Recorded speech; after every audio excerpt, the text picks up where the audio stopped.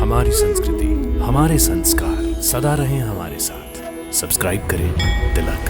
प्रजा तो हर जीतने वाले की जय जयकार करती है। कल जब आप विजयी होकर मथुरा में प्रवेश करेंगे तो वही प्रजा आपकी भी जय जयकार करेगी। यही तो प्रजा का स्वभाव है। जिसके पास शक्ति है, जिसके हाथ में राजदंड है, बस प्रजा उसी के सामने सिर झुकाए खड़ी रहती है। इसीलिए तो राजनीति कहती है कि साधारण प्रजा की सामूहिक हत्या से कोई लाभ नहीं होता, बल्कि अपकीर्ति होती है।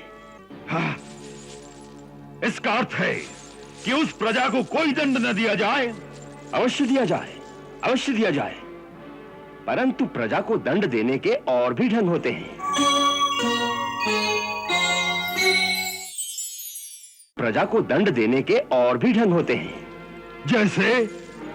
जैसे कि उन पर इतने कर लगा दो, इतने कर लगा दो कि वो जीवन भर जितना धन कमाते रहें, उसे कर के रूप में हमारे राजकोष में भरते रहें।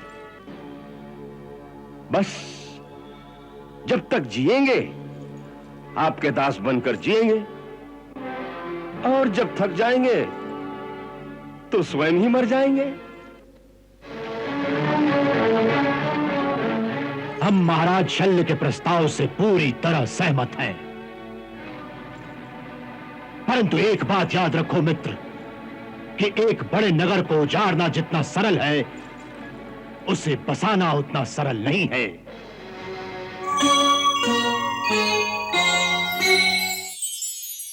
शताब्दियां लग जाती हैं मथुरा जैसे नगर को बसाने के लिए।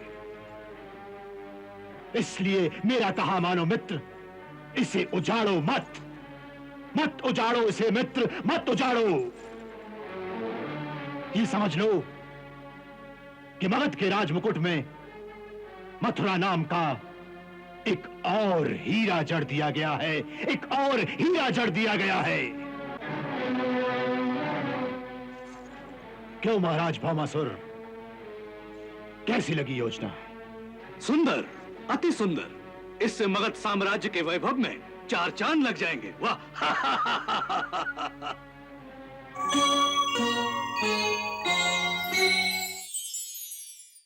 महाराज, आप साधारण प्रजाजनों को तो जीवित छोड़ देंगे, कृष्ण और बलराम को नगर चौक में शूली पर चढ़ा देंगे, परंतु मथुरा में यादवों के जो अक्रूर जैसे महाबली सरदार हैं, महाराज उग्रसेन और शूरसेन हैं, उनके साथ क्या बर्ताव किया जाएगा? उनसे अभी कुछ नहीं कहा जाएगा।